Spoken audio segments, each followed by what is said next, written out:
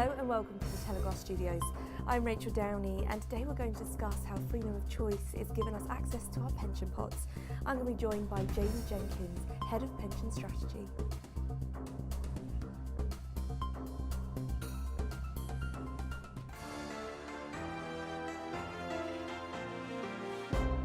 Hello Jamie. Hi Rachel.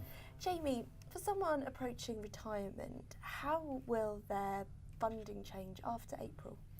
Well, this is a complete change. They're calling it freedom and choice, and it's very much that. So from April, people will have the choice to take all or none of their pension as they wish. They can take the whole lot out as cash if they want to do so. That's a complete change from where we were. You mentioned they're taking all of it out at once. What happens if I do just that and blow it all on a luxury car? Well, technically nothing, and there has been talk of people buying Lamborghinis. Well, we'll see if that happens. In practice, if people do take all of their pension out, or even a significant chunk of it out in one go as cash, there is quite a significant tax charge for most people. So that's one reason.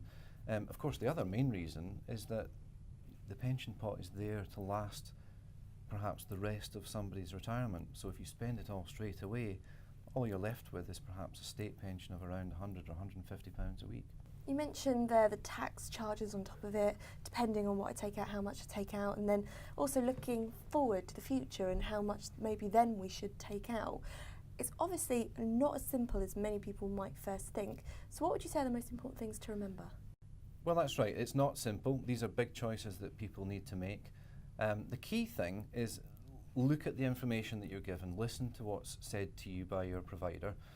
Or the trustees of your pension scheme, if you're in a workplace pension perhaps. Look at the risk, don't make a rash decision.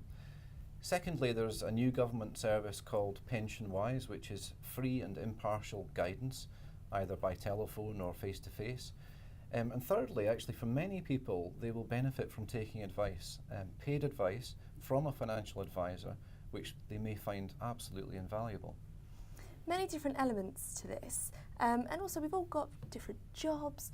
I might not be entitled to the same amount as somebody else that lives, I don't know, in Scotland, for instance. So does this apply to everybody? Well, that's a good point. Now, it doesn't apply to everyone. Some people will find themselves in what they call defined benefit or final salary schemes. Typically the older schemes, not open to new employees now, but typically the older schemes. And they wouldn't have access typically from the scheme they're in. They may be able to transfer to get access to this flexibility, and they may need to get advice to do that. People in the more modern schemes, what they call defined contribution schemes, they have full access from April. These DC pensions, what choices do we all have? There is a range of choice for people, from what we just talked about, somebody taking the whole lot as cash, right through to using most or all of the money to secure what we call an income for retirement, an annuity. So it's an insurance product that makes sure that they have income forever. Some people will like that certainty.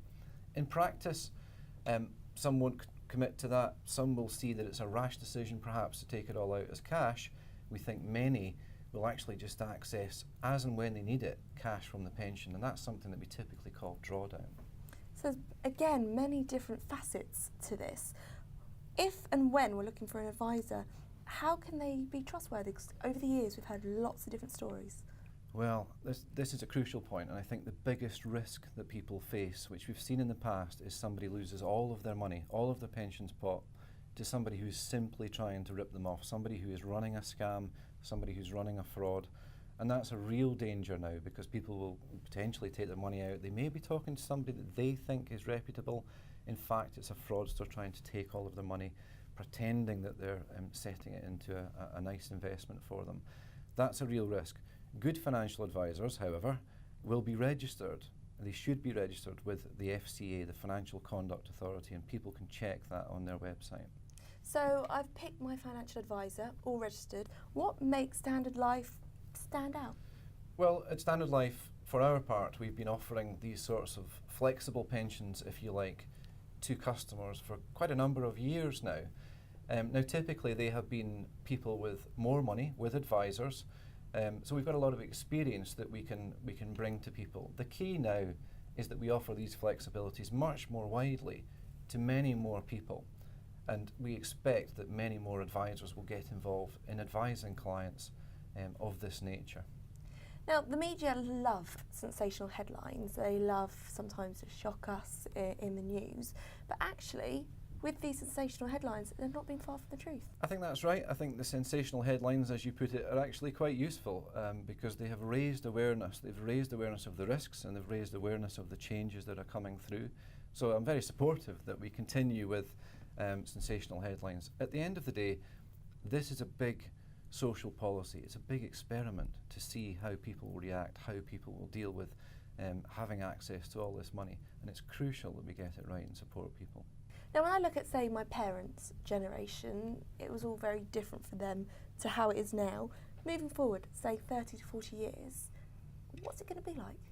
Well, good question. Today it's quite different from where I think it will be. In 30 or 40 years, people will be more aware of pensions. We'll have experience of the sorts of choices that people actually make.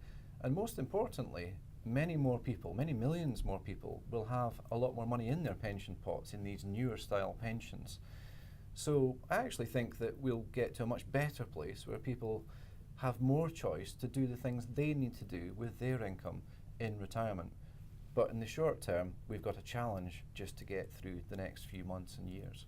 Well, look, Jamie, thank you for joining us here today at Telegraph. You've definitely given us something to think about.